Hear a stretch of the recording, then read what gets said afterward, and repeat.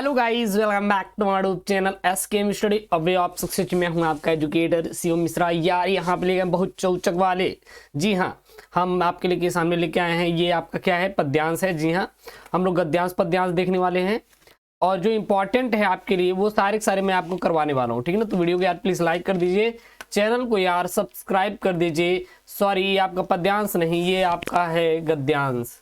क्या है आपका, ये गद्यांश है। यहाँ पे थोड़ा प्रिंटिंग मिस्टेक हो गया है, आप इसको सुधार लीजिएगा। ठीक है ना, ये क्या है, ये आपका गद्यांश है। क्या है आपका, गद्यांश है। तो यहाँ पे लेके आए सबसे महत्वपूर्ण आपके लिए गद्यांश लेके आए हैं, जो कि आपके बोर्ड के लिए इंपॉर्टेंट है। और आप जब 16 फरवरी के हिंदी के दिन बैठेंगे तो यही सब सारे गद्यांश देखेंगे। मैं एक एक करके वीडियो में सारा सारा आपका गद्यांश प्रोवाइड कर दूंगा, फिर आपका पद्यांश प्रोवाइड कर दूंगा, फिर आपका जीवन परिचय, खंड काव्य, उसके बाद आपका जो आता है सारांश, कहानी सारांश लिखने के लिए उद्देश्य, उसको करवा दूंगा। उसके बाद मैं आपका रस छंद अलंकार प्रोवाइड करवा दूंगा। अलंकार मैंने एक ही वीडियो में प्रोवाइड करवा दिया, link in the description box डाल दे रहा हूँ, जाके वहां से प्लेलिस्ट से चेकआउट करके पढ़ सकते हैं।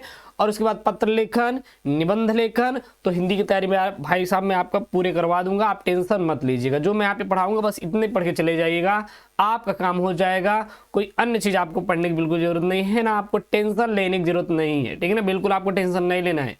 यार काहे का टेंशन, यार काहे का टेंशन, पढ़ने के बाद टेंशन लो यार, मेरे साथ काम खत्म हुआ। इसका पीडीएफ मैं टेलीग्राम चैनल एसकेएम स्टडी पे डाल दूंगा, जाके टेलीग्राम चैनल एसकेएम स्टडी से डाउनलोड कर लीजिएगा। ठीक है ना, तो ये आपका जो गद्यांश पद्यांश आता है ना, वो आपका बहुत अच्छा वाला गद्यांश पद्यांश आता है। और कितने नंबर का आता है आपका, 10 नंबर का आता है। 10 नंबर का आता है। एक गद्यांश से जितने भी प्रश्न बने हैं मैं सारा सारा करवाऊंगा, क्योंकि 5 प्रश्न बनते हैं। एक बात याद रखना, कोई गद्यांश दिया रहेगा तो उसमें 5 प्रश्न बनेंगे और आपको एक गद्यांश एक उत्तर का 2 नंबर मिलेगा। तो 5 प्रश्न पूछेगा तो 10 नंबर का आप क्या क्या रहेगा, एक गद्यांश रहेगा। इसी प्रकार आपका पद्यांश भी 10 नंबर का आता है।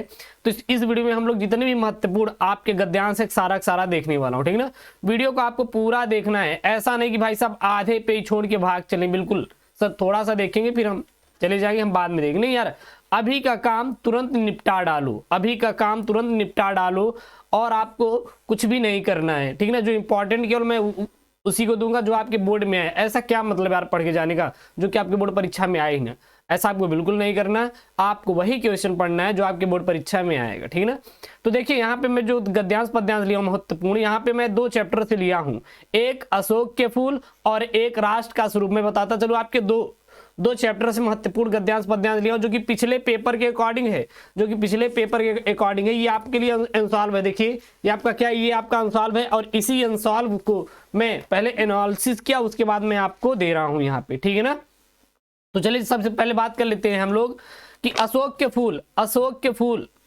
जो है, इसके रचनाकार कौन है, इसके लेखक कौन है, अशोक के फूल के लेखक कौन है, आप कमेंट कीजिए। अगर आपको नहीं मालूम तो मैं आपको बताता चलूं, आचार्य हजारी प्रसाद द्विवेदी हैं। आचार्य हजारी प्रसाद द्विवेदी जी हैं।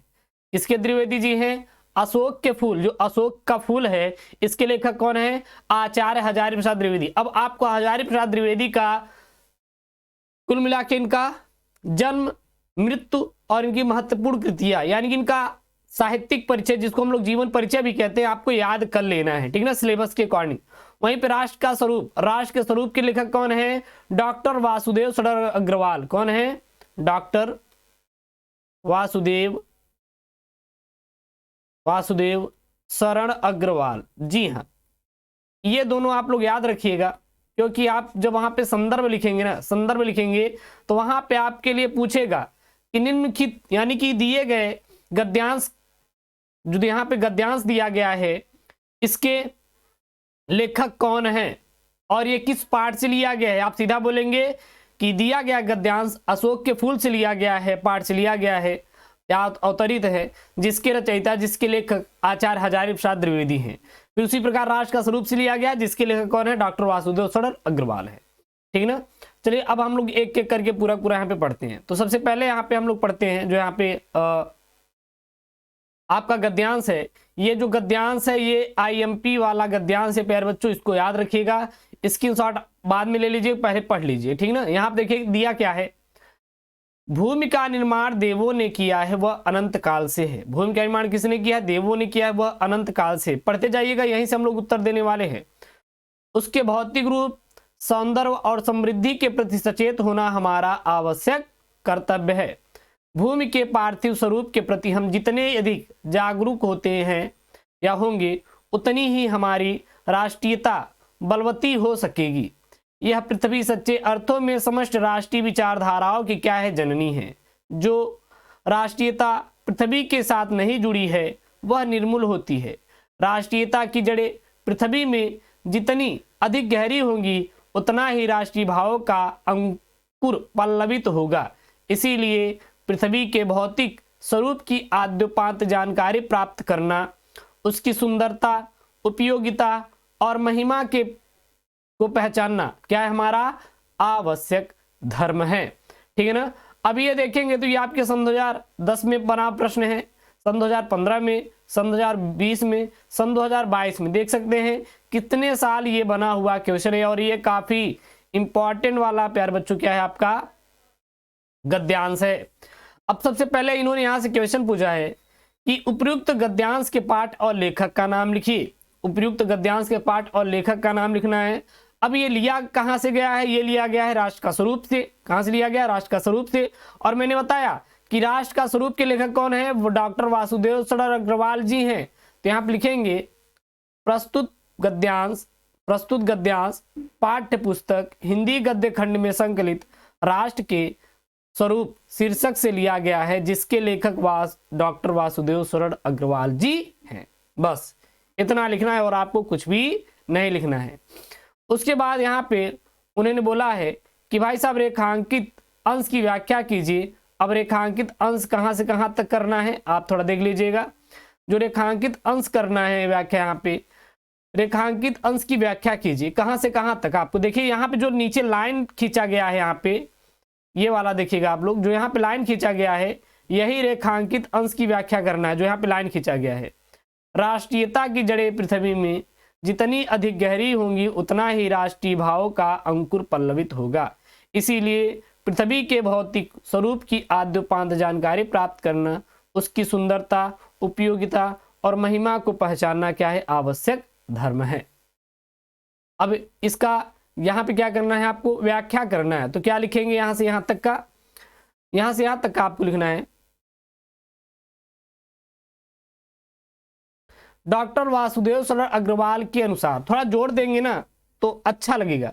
मान लीजिए अगर आपको नहीं आ रहा है, अगर उसकी व्याख्या करना नहीं आ रहा है, तो उसी को उठाइएगा, यहां पे रख दीजिएगा, आगे पीछे थोड़ा जोड़ दीजिएगा, काम खत्म। ना 2 नंबर तो 1 नंबर आपको एग्जामिनर दे देगा। ठीक है ना, याद रखिएगा। राष्ट्रीयता और पृथ्वी का अटूट और अनिवार्य रूप से आवश्यक है। इसीलिए पृथ्वी के साथ राष्ट्रीयता का संबंध अथवा आधार जितना अधिक मजबूत होगा, उतना ही अधिक राष्ट्रीय भावों का विकास भी क्या होगा? संभव होगा। इस दृष्टि से प्रत्येक व्यक्ति का यह परम आवश्यक कर्तव्य एवं धर्म है कि पृथ्वी के भौतिक स्वरूप से पूरी तरह परिचित रहे, साथ ही उसके सौंदर्य, उपयोगिता एवं महत्व की भी आधिकारिक जानकारी रखे। उसके बाद इन्होंने पूछा, यहाँ पे देखिए क्वेश्चन यहाँ पे पूछा है इन्होंने, तीसरा वाला, राष्ट्र भूमि के प्रति हमारा आवश्यक कर्तव्य क्या है? राष्ट्र भूमि के प्रति हमारा आवश्यक कर्तव्य क्या है? तो यहाँ देखिए जो राष्ट्र भूमि के प्रति हमारा जो आवश्यक कर्तव्य है, जब आप इसको पढ़ेंगे ना तो पूरा का पूरा आपको यहीं से आंसर मिलेगा इसका, और आपको कहीं ढूंढने की जरूरत नहीं है। जब यही आप लोग गद्यांश पढ़ेंगे तो यहीं से आपको क्या मिलने वाला है? सारा का सारा आंसर मिलने वाला है। तो इसका आंसर क्या हो जाएगा? इसका आंसर हो जाएगा राष्ट्र भूमि के प्रति हमारा आवश्यक कर्तव्य है कि हम अपनी इस भूमि के रूप, सुंदरता और समृद्धि के प्रति सचेत रहें और किसी भी दशा में इस भूमि के रूप एवं सौंदर्य आदि को विकृत न होने दें। क्लियर है? उसके बाद यहाँ पे अगला और इम्पॉर्टेंट क्वेश्चन बना हुआ है। ये जो मैं क्वेश्चन बता रहा हूँ भाई साहब, ये बहुत ही महत्वपूर्ण आपके गद्यांश हैं। जी हाँ, ये आपके बहुत ही महत्वपूर्ण आपके गद्यांश है, जो कि जब आप 16 फरवरी के दिन जाएंगे, 16 फरवरी के दिन जाएंगे, हिंदी का पेपर खोलेंगे ना, तो यही आपको क्वेश्चन मिलेगा, यही क्वेश्चन मिलेगा, देख लीजिएगा। किस प्रकार की राष्ट्रीयता को लेखक ने निर्मूल कहा है? तो लेखक के अनुसार जो राष्ट्रीयता पृथ्वी के साथ नहीं जुड़ी है वह क्या होती है? निर्मूल होती है। अब इसका आंसर आपको यहां पर भी मिल जाएगा, इसका आंसर आपको यहां पर भी मिल जाएगा। यहां पे ढूंढेंगे तो यहां पे आपको मिल जाएगा। यहां पे देखिए, जो राष्ट्रीयता पृथ्वी के साथ नहीं जुड़ी है वह क्या होती है? निर्मूल होती है। या फिर आप इसी को डायरेक्ट आंसर छाप देंगे तब भी गलत होने वाला नहीं है। इसलिए मैं कहता हूं रेखांकित अंश को छोड़ के सारा का सारा आंसर आपको यहीं पर मिलने वाला है। मान लीजिए रेखांकित अंश नहीं आ रहा है तो थोड़ा आगे जोड़ के आप यही उतार दीजिएगा, बीच में यही फिल कर दीजिएगा, आगे पीछे 2-3 लाइन लिख दीजिएगा, काम खत्म, आपका अंक पक्का है 10 नंबर। ठीक है ना। अगला यहाँ पे क्वेश्चन है। क्वेश्चन क्या है? यह पृथ्वी सच्चे अर्थों में क्या है? पृथ्वी सच्चे अर्थों में क्या है? पृथ्वी सच्चे अर्थों में समस्त राष्ट्रीय विचारधाराओं की क्या है? जननी है। इसके बाद अगला क्वेश्चन यहाँ पे, भूमि का निर्माण किसने किया है और कब से है? तो भूमि का निर्माण देवों ने किया है और यह अनंत काल से है, काम खत्म। चलिए अब हम लोग नेक्स्ट की ओर चलते हैं, और जो नेक्स्ट वाला है यह भी आपके लिए काफी इंपॉर्टेंट है। जो आपके लिए इंपॉर्टेंट है मैं केवल वही आपको दे रहा हूं, और ऐसे क्वेश्चन आप पढ़ के जरूर जाएं, ठीक है ना। देखिए यहाँ पे नेक्स्ट वाला क्या है? माता अपने सभी पुत्रों को समान भाव से चाहती, यानी कि आप लेखक कहता है जो पृथ्वी माता होती हैं, हाँ, वो जितने भी पृथ्वी पर निवास करने वाले लोग हैं उनको समान भाव से चाहती हैं। इसी प्रकार पृथ्वी पर बसने वाले जन बराबर हैं। किसके लिए? पृथ्वी के लिए। उसमें ऊंच और नीच का भाव नहीं है। जो पृथ्वी के उदय के साथ जुड़ा हुआ है वह समान अधिकार का भागी है। पृथ्वी पर निवास करने वाले जनों का विस्तार अनंत है। नगर और जनपद और गांव, जंगल और पर्वत नाना प्रकार के जनों से भरे हुए हैं। ये जन अनेक प्रकार की भाषाएं बोलने वाले और अनेक धर्मों को मानने वाले हैं। फिर भी ये राष्ट्रभूमि के पुत्र हैं और इस प्रकार उनका सौहार्द भाव अखंड है।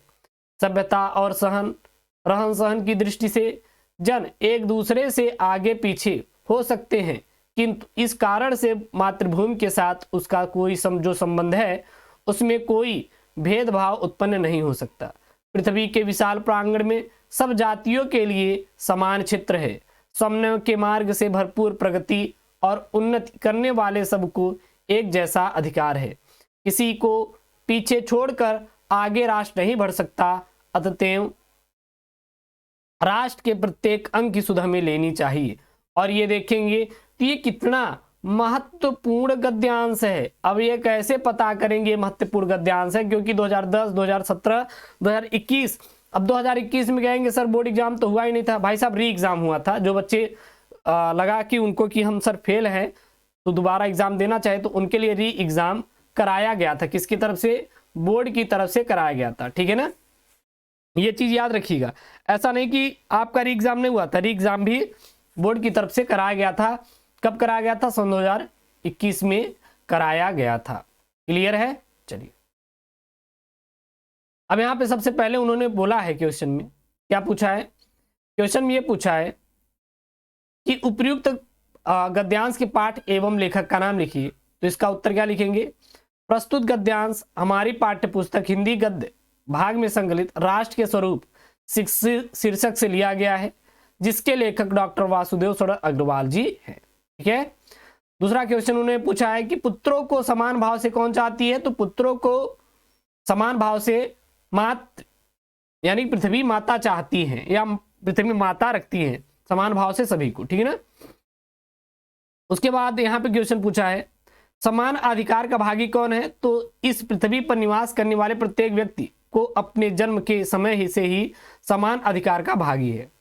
पृथ्वी का विस्तार है, विस्तार किसका विस्तार? अनंत है। यानी पृथ्वी पर किसका विस्तार अनंत है? तो पृथ्वी पर निवास करने वाले व्यक्तियों का विस्तार क्या है? अनंत है।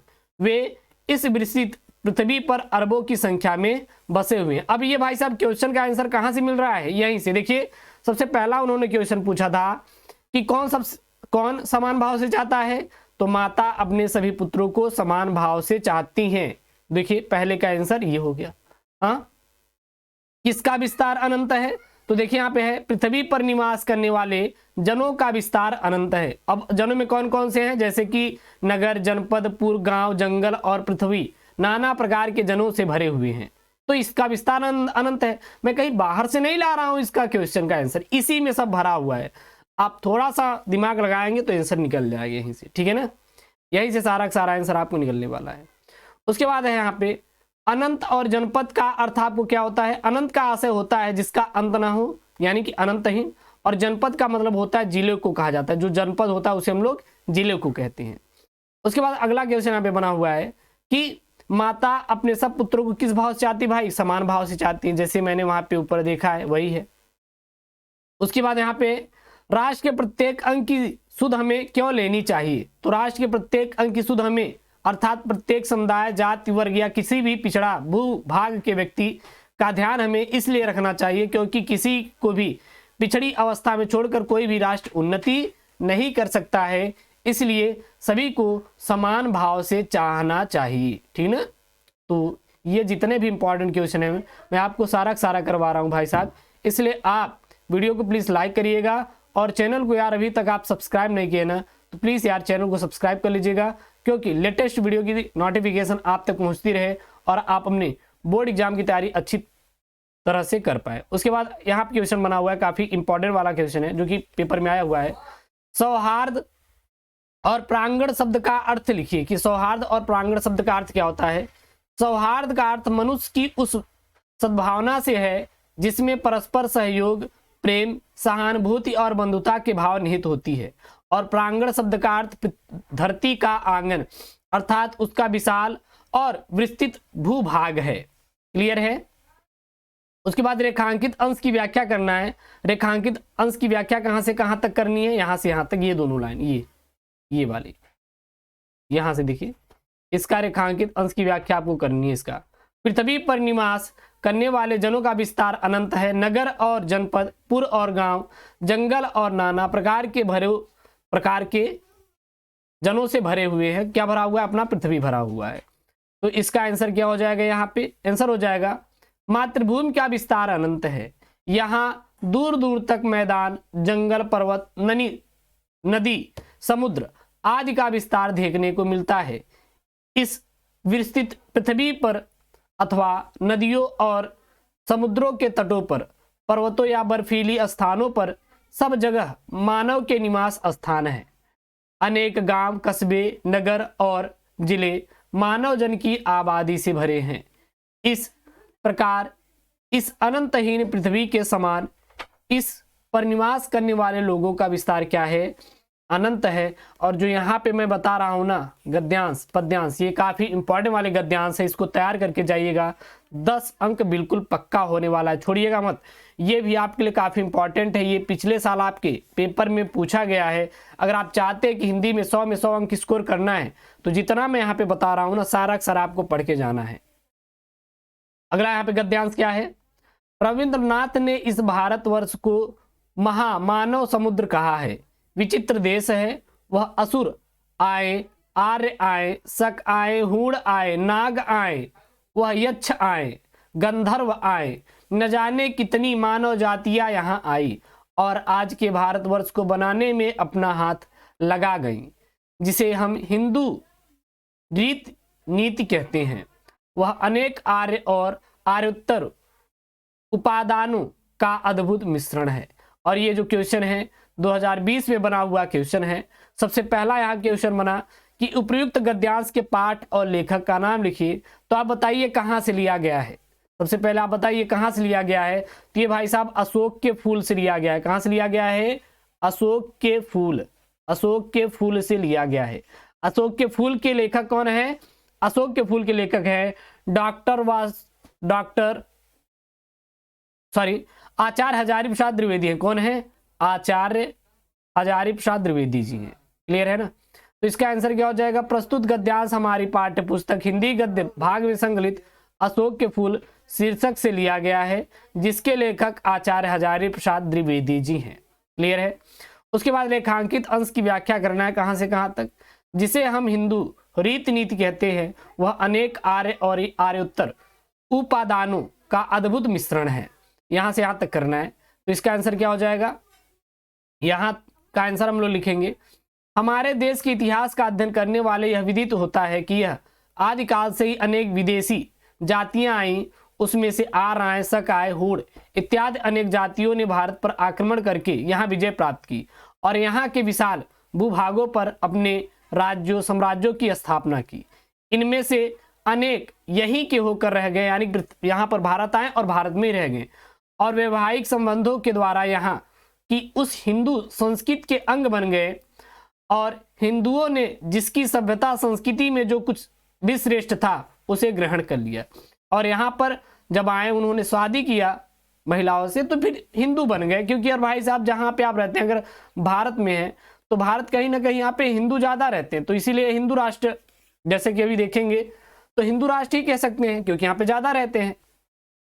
तो इसलिए यहाँ पे क्या है कि यहाँ पे जो हिंदू में ना कि संस्कृतियाँ बहुत अच्छी होती हैं, जो संस्कृत होती है यहाँ पे, संस्कृत मतलब जो रीति रिवाज होते हैं बहुत ही अच्छे ढंग से होते हैं और परंपराओं के अंतर्गत ही सारे काम किए जाते हैं हिंदू रीति रिवाज में, ठीक है ना।